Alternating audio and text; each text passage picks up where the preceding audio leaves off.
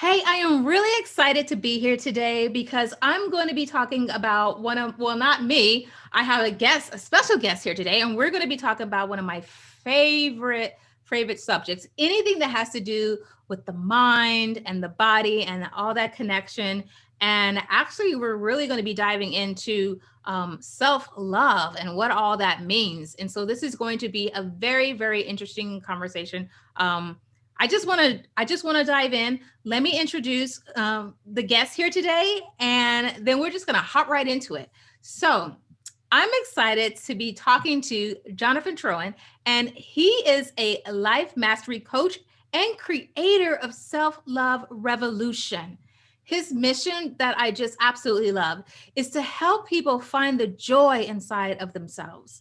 Jonathan has spent 20 years in the music and entertainment business, living the life of his dreams and with amazing success on paper, but he still wasn't happy. He also found out that he wasn't alone. So he went on this mission to find out why.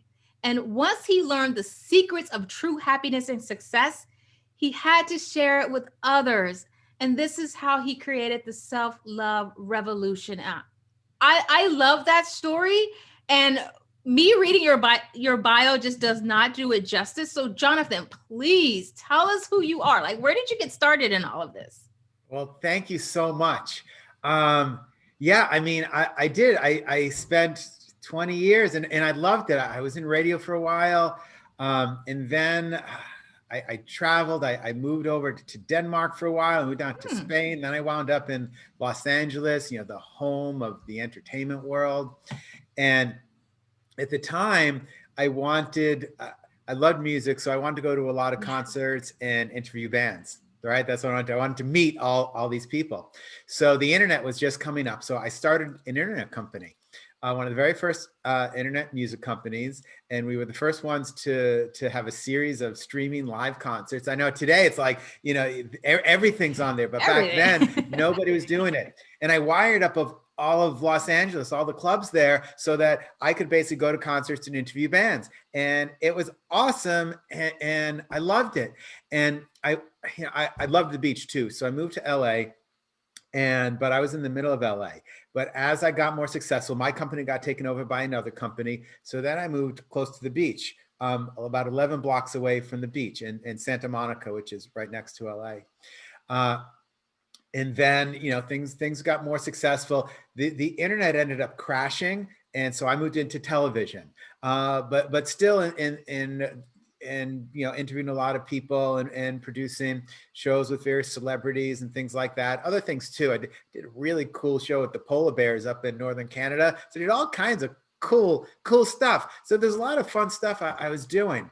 And I moved to 3rd Street, which I thought would make me happier because, when I was on 11th Street, it was great at first, but it was still like over a 20-minute walk to the beach. And turned out that felt like a long time. So when I got to 3rd Street, I'm like, oh, now I'm close. But there was still, it didn't matter what I did. It didn't matter where I lived. It didn't matter what kind of success I got, who I interviewed, what kind of stars I interviewed, what kind of show I produced, what kind of car I had, what kind of girlfriend I had, that there was excitement when things first happened, but they always wore off. And I just had this voice in my head that always told me I wasn't good enough. Because even on 3rd Street, I would walk to the beach, right? And I could have my feet in the water in 10 minutes, right? And it was a long beach. So you got to go to the beach downstairs. I'd see the sunset out my window and I go, oh, I'm leaving. I'd stop what I was doing, walk to the beach. But I'd walk by 2nd Street and go, these people live closer than I do. And I'd walk by Ocean and these people live closer than I do. And then I'd walk down to the beach and their houses on the beach too. Well, these people, they're here. And I really thought, there was a time that I really thought, once I get that house on the beach, well, then I'll be happy. But meanwhile, I moved to Denmark to be happy. Then moved down to Spain. I realized one day that change in these outer circumstances whether it was what show I was producing, whether it was where I was living, it wasn't changing anything. That it was the story in my head, which I didn't realize I had at the time, by the way. But I learned about that voice in the head and going, oh my God, I have this voice. Yeah, it's beating me up. And then I learned that, oh my God, you have that voice too. So where do you think those stories that you made up in your head, like where were they coming from? You know, I don't have the entry point for them, but I was the youngest of three. So, who knows, that's a part of it. You're always told what to do. But I think in our school system, and I want to be clear that I am a big fan of public education. I think it's very important. It needs to be supported. But I think there's a problem with it in that we teach people they're not good enough, and we teach people that they compete with every other person on the planet. If you get something wrong on a test, there's a big X next to it. It doesn't say, hey, great opportunity to learn more. Would you like to talk about it? It's just an X. Now, I was a fairly good test taker. I was like a B student test taker. So I got just few enough X's that it didn't matter. So I just ignored them and kept going. I was good at complying. I was a good test taker. And what's interesting is then when I got out of school and there were no more tests, I had no idea what the hell to do because I was trained to take tests. We're trained that others are our competitors. You're in a classroom here. Some of you are going to win. Some of you are going to lose. Look around. You even see it in some movies that do that. Look around. Who's going to be the best? We're taught this. So if I'm not the best, if I'm only on Third Street, not the one on the beach, then something's got to be wrong with me because I've been told that we either need to be the best or there's no second best. Right? You've heard that, right? No second best. Yeah, if you're second, you're last. Something like that. So I grew up with these stories. I grew up with don't cry, or there's nothing to be sad about, or don't be angry, or there's nothing to be angry about, or don't be afraid, there's nothing to be afraid about. No, if someone's crying, there is a reason to cry. You might not agree with it, but there is a reason. There is a reason to be afraid. You might not agree with it. So I think all these stories that are implanted into us when we are children, and some from our parents, some from our teachers, some from the media, right? Buy this and you will be happy. So I went and bought it. And I was happy for 10 minutes. And then it's gone, but we're told it will make us happy. So I think all those stories together are what collectively teach us we are not good enough. Mm-hmm. And like a lot of entrepreneurs, well, I don't know if it's just entrepreneurs, but I think entrepreneurs and people just trying to go out there and start their own business may experience this the most, or maybe that's not true, but that comparinitis where you're comparing your success, I guess it could be anybody, you're comparing your success to the next person, and it's really horrible when you're comparing your success to somebody who's like 20 years in the game and you just started yesterday, but it's like, oh, I suck because my website don't look like their website and they got a team of 20 and you know what I mean, and oodles and oodles of money. So yeah, it's always that competition, it's always that comparinitis and not like staying focused on your own lane.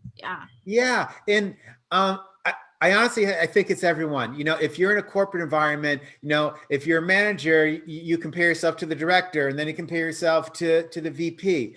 I think it's an interesting thing for entrepreneurs because entrepreneurs have taken responsibility and they're in charge, and therefore there's no one else to blame. Right? So if we're in a corporate environment, we can blame our boss, mm-hmm. and we can blame our coworkers. And when we have our own business, when we're responsible, it makes it harder to blame other people. And then what happens is we blame ourselves. So now we all blame ourselves too, but that piling up on ourselves gets even worse. So I think that while I think everyone beats themselves up, I think there is a piece of the entrepreneur that does it a little bit more because there's no one else to blame. To be clear, Don't blame the others too, because it's not their fault either.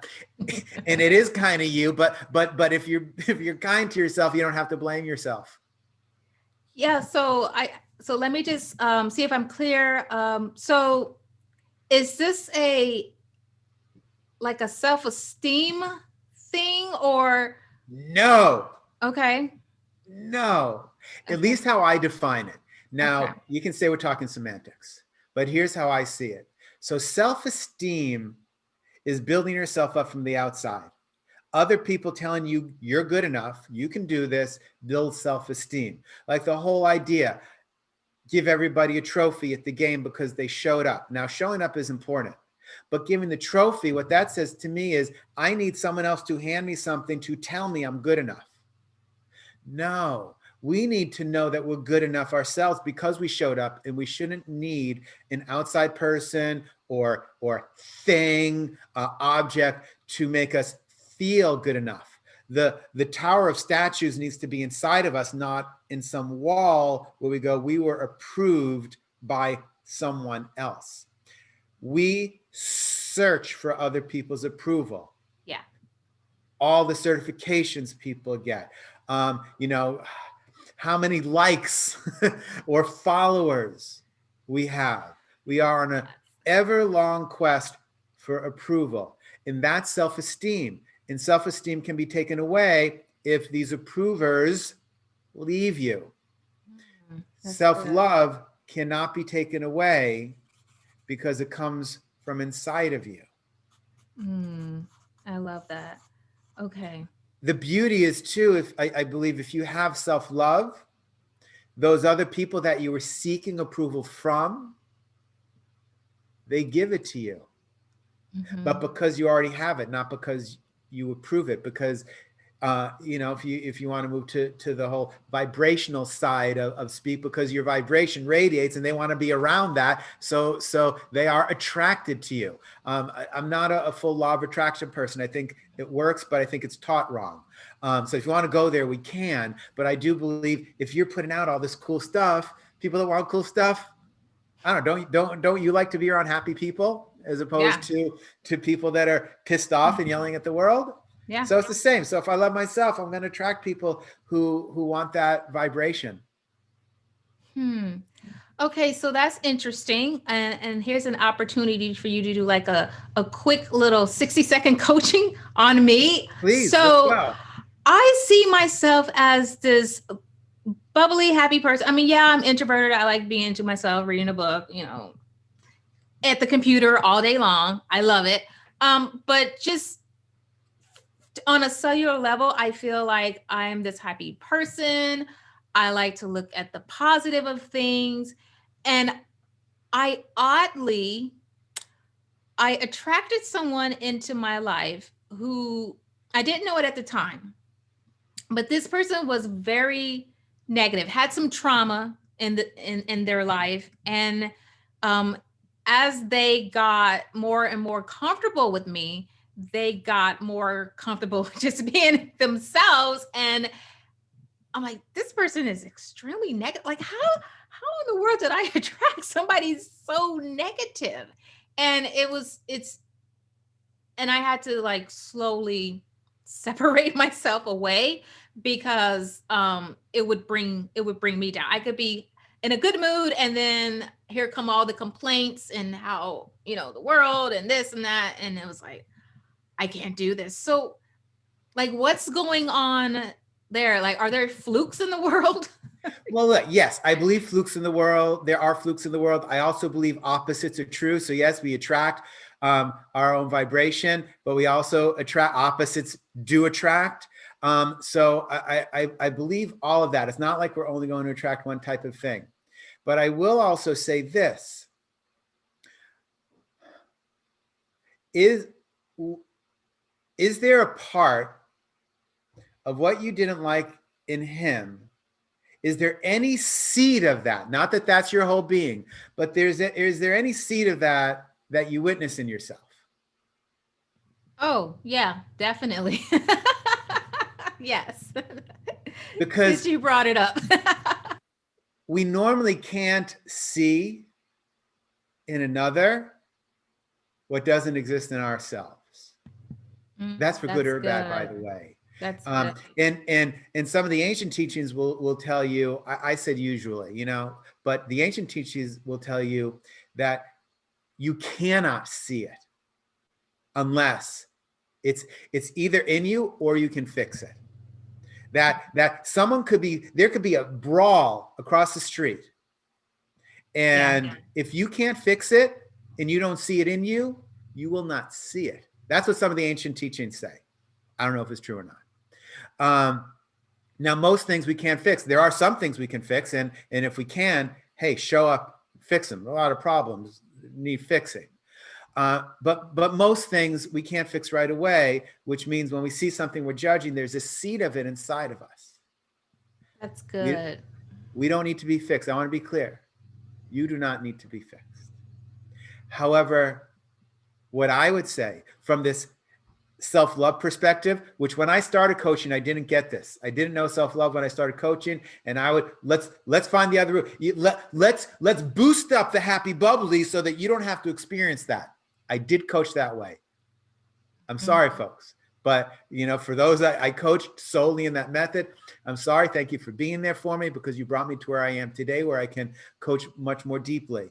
And I hope what you got from me was good. But here's what I do now, is we need to honor and love that part of you. The part that you saw in him that you didn't like, that's in you. Not kick it out of you, but find out where it stems from. Like you asked, where did some of those stories stem from? Find out where it stems from. But the truth is, you don't actually need, because sometimes it stems from before your memory. You don't really need to know what it stems from, but you have to honor it inside of you. You have to feel the pain inside of you and give it a safe space in its home, which is you. I often use the words when I feel that discomfort, not my words, by the way. Let's give credit where credit's due. I get them. I may have changed them a little bit, but from Thich Nhat Hanh, wonderful Buddhist monk, teacher, guide, very influenced by some of his work. And he says, I see you, to the pain. I see you. I hear you. I will not fight you. I will be here for you as long as you need me to be here. That you treat that part of you as you would a friend.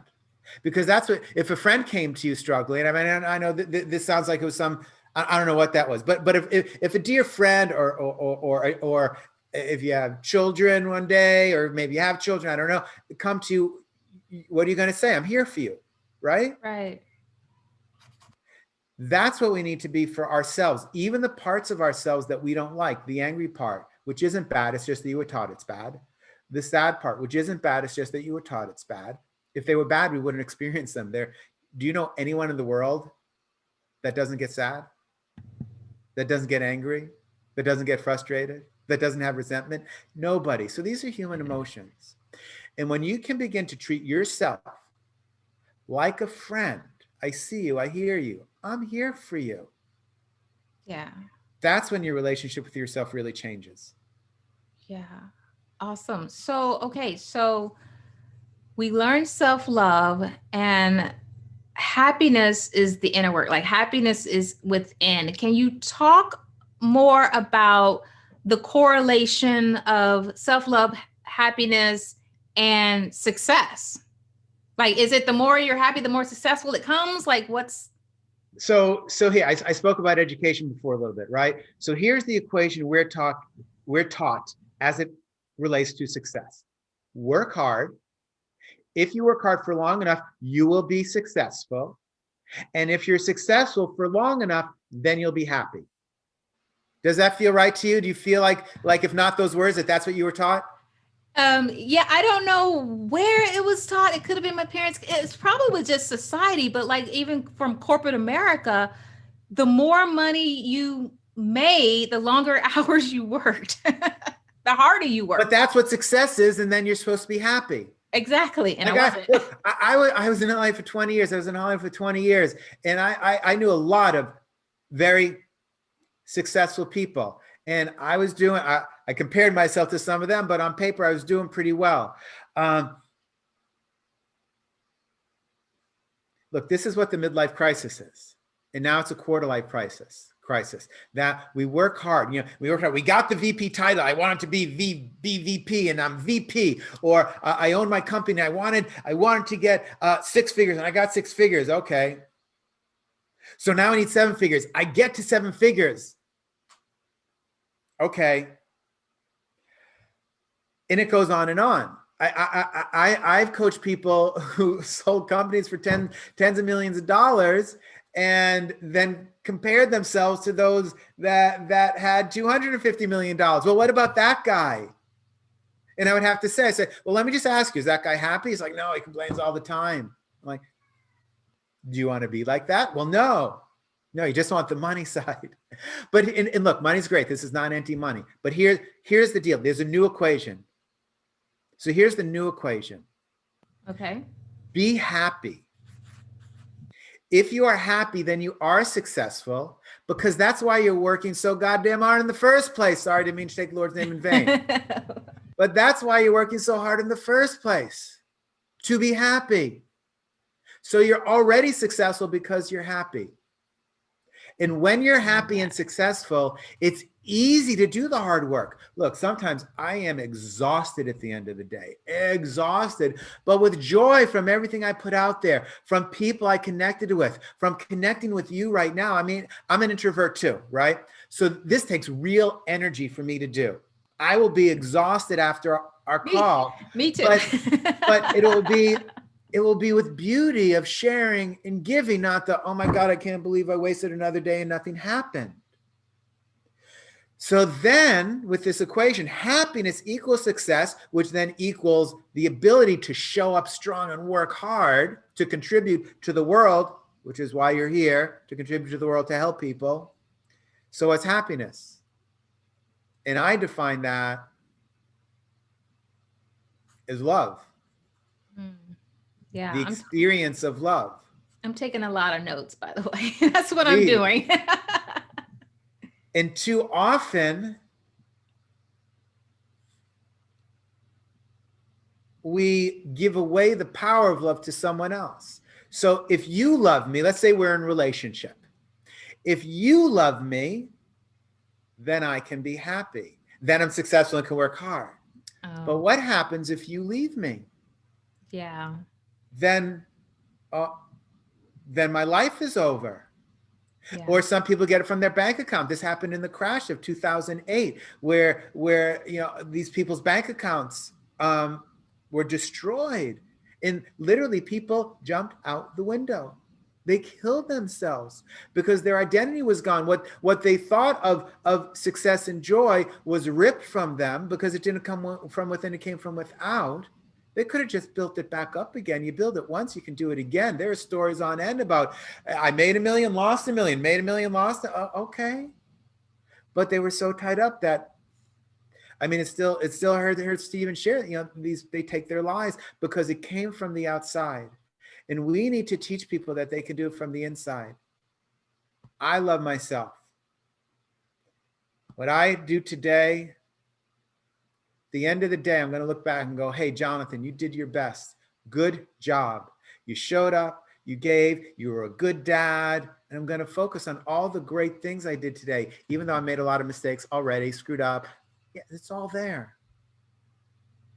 But where in the old days, I dwelled on that, I just forgot all the great things. I mean, I could finish an interview with Cher, or somebody like that. And I'd go home and I'd be like, oh, you forgot to ask that question, or oh, you should have followed up that way. Like I'd rehearse the thing in my head and pick out all the mistakes instead of celebrating, hey, dude, you just interviewed Cher, or whoever it was. Now I observe all the mistakes. Oh yeah, you could have done that a little better. I already stumbled over some words in our interview. I know that, but I'm not going to beat myself up about it anymore. I'm just going to focus on, hey, good job, Jonathan. Yeah.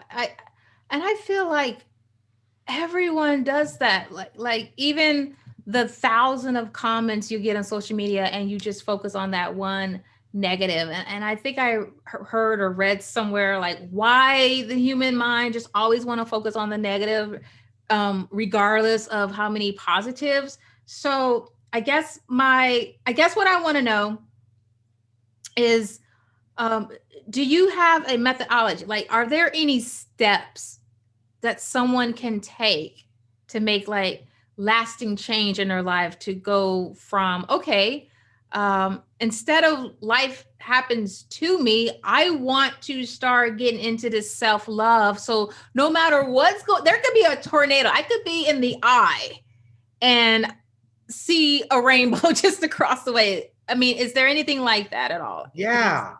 Okay. And before I fully answer, I want to address how you asked the question, which was beautiful because you used the word lasting change. Because a lot of us will make change, we'll take massive action and create change, and then we wind up back where we were. It doesn't last because it usually comes from a place of, I don't want this anymore. I don't like where I am. I'm going to take massive action, whether it's breaking up a relationship or a big diet or getting the new job or whatever it is. And we take action and we get results. To be clear, we get results. But then somewhere along the line, we're back where we started. Another relationship that looks the same, another boss that looks the same, another same result with whatever new company or project you started, whatever it is. So lasting change, yes, there is a formula. There are 4 pillars that I use for self-love. Now, I want to be clear, and not that this is a pitch for the course, but take the course, the Self-Love Revolution. It is phenomenal. And it guides you through these 4 pillars, but it talks about the 13 saboteurs, one of which I alluded to before, blame of others and ourselves. It's one of the 13 saboteurs. And it also sets up your inner guides. We all have these inner guides. So I have the good spirit, right? He's my future self. So he guides me along. We have our child self and our adventurous one. We're all a little schizophrenic. I don't use that in a clinical way, not a doctor. But we all have these different voices in our head and different personalities. We're connected to the negative personalities. We hear them all the time, the inner judge, blame, resentment, all of those. We're less connected with the inner guides. So it's helpful if you really have a strong relationship with them. That said, you can start these without them. Everyone, please start at least one of these today. It will change your life. You don't need to do them all. Start with one. First pillar is acceptance. Accepting what you're feeling right now. Not accepting like that this person did something to you or whatever. Not accepting the situation, but you're feeling about the situation, whether it's anger, sadness, resentment, whatever it is, or joy and happiness too. You can accept those too. But having an acceptance practice is very important. The second pillar is having a positive emotional state. And the easiest way into a positive emotional state is gratitude. Now, gratitude isn't writing down a list of things on your gratitude journal. Please have a gratitude journal, but it's feeling it. Gratitude is an emotion, it's a feeling. You have to feel it in your body. If you don't feel it in your body, you're not really doing it. It's like sometimes, if you're a religious person and you go to a church or a synagogue or something, sometimes you'll see people and I go to, this is negative. I believe in religion, love religion. But sometimes you'll see people just kind of go through the motions. They say the words, but there's no feeling to it, right? Right, yeah. Well, you're not feeling the prayers then. If you're doing it, feel it. And it's the same with gratitude. So some people go, oh, I learned I have to do a gratitude journal. They get out the journal, they're like, I'm grateful for, and the goal is to get it done. Like, how quickly can I get my list done? No, you got to feel it. You can do it quickly. Feel it. It takes 30 seconds, but you got to feel it. So acceptance, gratitude. Third, now this was the last one I figured out. I think it's taught the least, and it's the most important. Forgiveness. Forgiveness. I have a daily forgiveness practice. I have a deeper one too, to heal old stuff, a longer meditation, but I do a daily forgiveness practice. I forgive myself and anyone else who has harmed me physically, emotionally, monetarily, knowingly or unknowingly, because half the people that piss you off don't even know they did. I wish them no harm, and I release myself from any future pain. I say this every single day before I go to bed. It is one of the most transformational things or Wow. transformational habits, I should say, I, I have I have included in my life. Will change your life. Forgiveness of others and yourself. And the fourth pillar is self-kindness, being kind to yourself. Like I said before, treating yourself as a friend. You make a mistake, say, hey, I got your back. Let's say it to yourself. You see that new wrinkle? You look in the mirror and go, oh man, there's another wrinkle there. Man, we beat ourselves up all day long for that new wrinkle. We stared at it for 5 minutes. We put the cream on. How am I going to get rid of it? Oh, we do so much. And I did the same thing. I want to be clear. I did the same thing. I don't anymore. I look at that wrinkle. I will be honest. My first thing is, because it's still programmed in me. Oh no. And then I go, welcome to the family. I really say that. Welcome to the family. I embrace it. I show it some love. You're here. Welcome. Welcome to this body. And I thank the body. I thank my body. I have some chronic neck pain from a surgery, old stuff. And I used to be really mad at my neck. You still hurt. You shouldn't hurt anymore. I practice yoga. I do all this stuff. Why are you still hurting? But I don't anymore. Now I go, hey, look, I can turn my head. I might want to be able to turn it more and maybe with a little less pain, but it works. So I go, thank you, neck, for turning. Now, how many people complain about their knee when they walk up the stairs? Oh, my knee hurts. But how often do you thank when it doesn't hurt, how often do you thank your knee for not hurting? And for the very fact that your entire life, it's been carrying you. Say thank you. So self-love, self-compassion, self-kindness. You can do any of those. Start with one. And yes, I'm not here to just throw the course at you, but take the course, or mine or someone else's. It is such immense, deep work. But if you don't want to or can't, start with any one of those things so you can begin the journey. Right. Okay, so I just want to recap what those 4 pillars are. The first one is acceptance and accepting your feelings.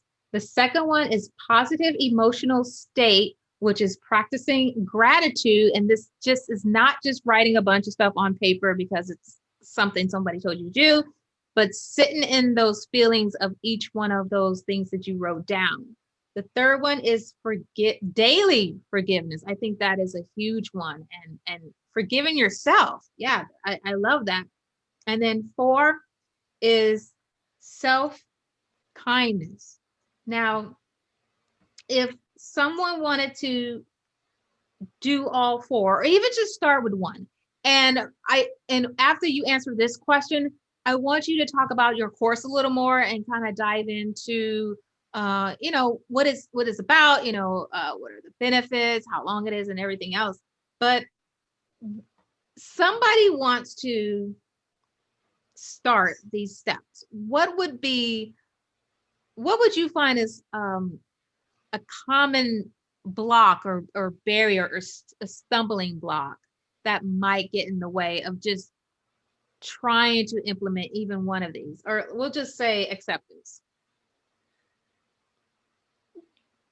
People will say time, but it's not really time. We are afraid of change. One is we're afraid.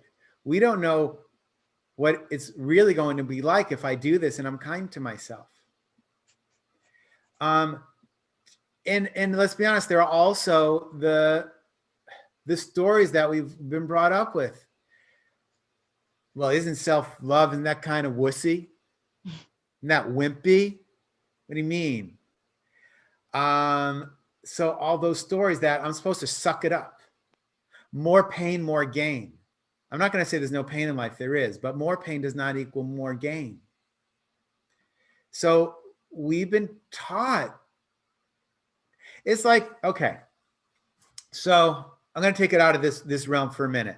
So in the 60s, it was coming out that sugar was bad for you. So the sugar industry paid a whole bunch of scientists to tell us fat was bad for us.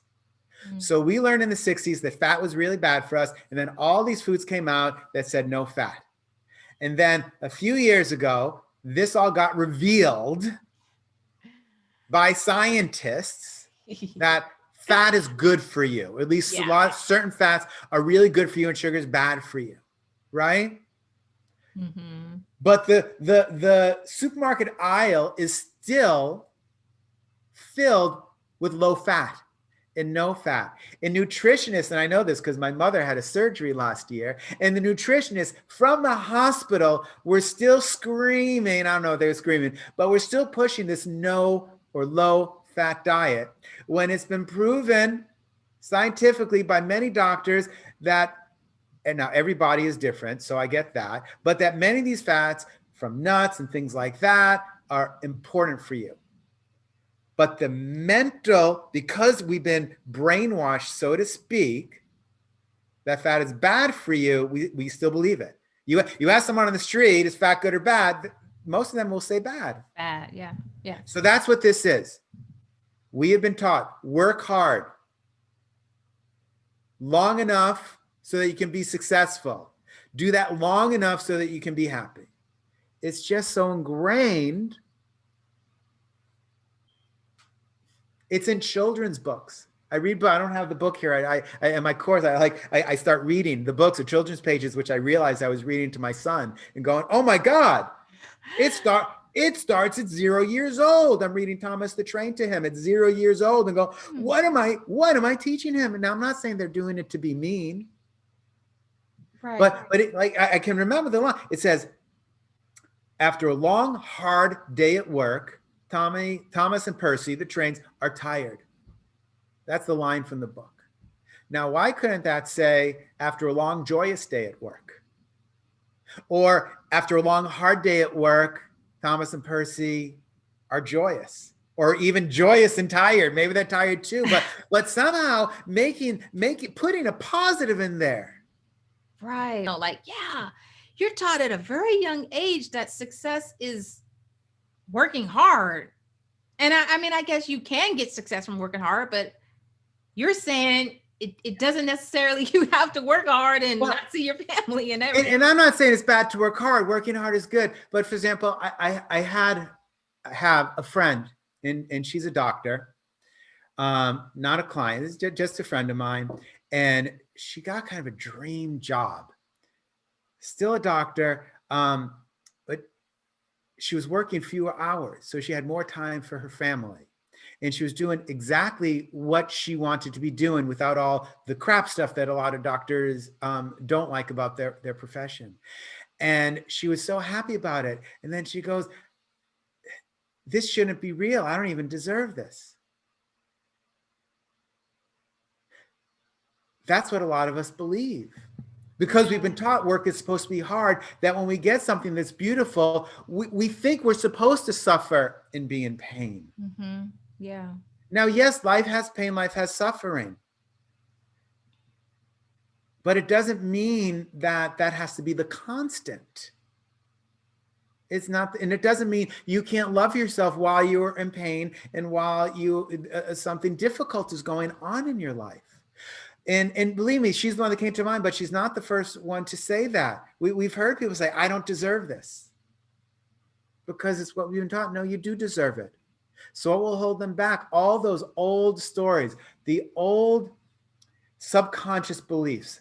That's what really holds us back, is the subconscious beliefs. If you want to know what I really do, I don't always just lead with this, right? I help people reprogram their subconscious beliefs. From Love one it. of self-sabotage, self-loathing, I'm not enough, to one of I am enough. And I'm deserving of it all. And plus what I have here right now, this moment, can be wonderful and beautiful. Now, as I say that, I want to acknowledge that I'm a fairly privileged person, and I haven't had some of the great difficulties that some people have. I've never had to search for food and things like that. So I do acknowledge that side of it. Mm-hmm. And I also acknowledge the side. I don't know if have you heard of Viktor Frankl? He wrote a book which oh man, folks, Google it. I forget the name of the book, Let's but Google it. he was a Holocaust survivor. His name is Viktor Frankl. Lived through the Holocaust in the camps. Wrote a book, and he spoke about this. So there are few circumstances more dire than that, I might say. Although people are still, I mean, those circumstances are happening to people today. I acknowledge the terrible things happening today. Right. But he was able, even under those circumstances, to find joyousness in this moment, this one here, right now. In whatever moment we're in, we need to do our best to find it in this very moment. And even if you want to say, okay, it doesn't apply to those that are homeless or don't have food on the table. And hey, everyone who's watching this with the computer in front of your face, let's help these people, okay? That's what we're here for, is to bring everybody up. Those of us who aren't there, because most people watching this right now are not in that place, I'm going to guess. Let's reprogram our subconscious beliefs, because we have the possibility to live a beautiful life every day, even with the struggle and with the pain. Yeah, I love that. I wish you'd have started there, because I love that. But I understand when you're dealing with all types of audience, that may be too for some. And I acknowledge that. I get people say, well, what about the person who's really brought up in the broken home with no food and look, I didn't come from that. I acknowledge that. I do what I understand in my part to help with it. But I want to acknowledge that is a different kind of life. And we know people that have come out of that life too, which leads me to believe there is a way out of that. And within there, we can still love ourselves. Yeah, that's beautiful. I feel like we could go on Clubhouse or something, and just this conversation would go on forever, because I have I was like, I want to access and I want to access, but I want to be like mindful of time. So yeah, so I will Clubhouse with you anytime you want. We can do that. Awesome. Yeah, because I love this topic. And so if anybody wants to implement these steps and they need support, or they want to learn more about your course, how can they get in touch with you? How can they work with you? Or how can they get access to your course? Go to selfloverevolution.com. Okay. There's a button that says join the revolution. Click that button. And, you mentioned the word support. There's amazing teaching in that course. It is the most powerful stuff I've ever done for myself. It's everything I practice every single day. And what it really is it's about support. The course itself is self-guided. Although occasionally, and depending when you watch this, I'm going to be doing this live again. I haven't done it live for a couple of years. I am doing a live version of it. But there's also the self-guided one.